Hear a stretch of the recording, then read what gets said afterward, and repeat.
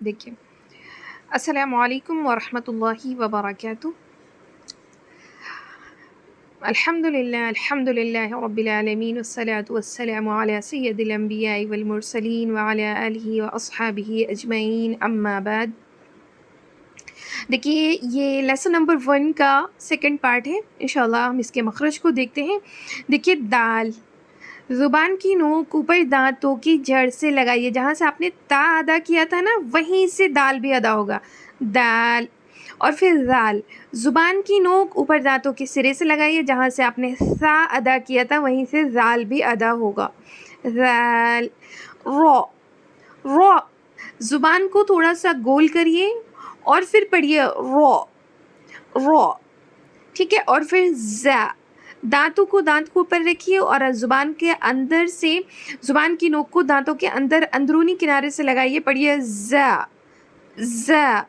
اور پھر سین، جو زا کا مخرج ہے وہی سین کا مخرج ہے، سین، لیکن سین کو پڑھتے وقت سی ٹی کی آواز ضرور آنی چاہیے، سین۔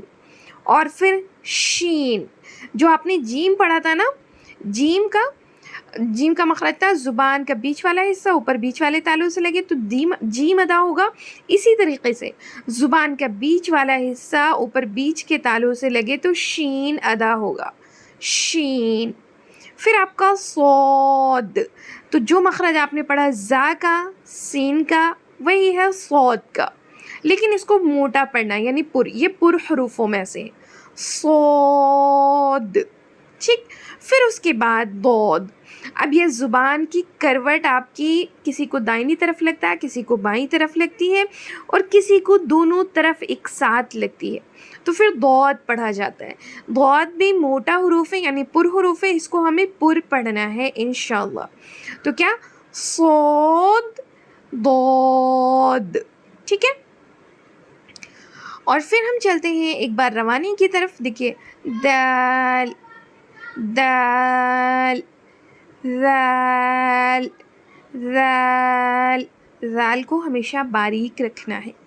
پھر دیکھیے را، را، زا، زا، سین، سین، شین، شین، صاد، صاد، ضاد، ضاد، ٹھیک ہے۔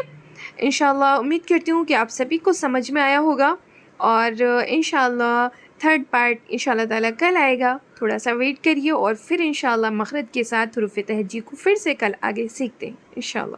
جزاک اللہ خیرا کثیرا کثیرا و احسن الجزاء۔ السلام علیکم ورحمۃ اللہ وبرکاتہ۔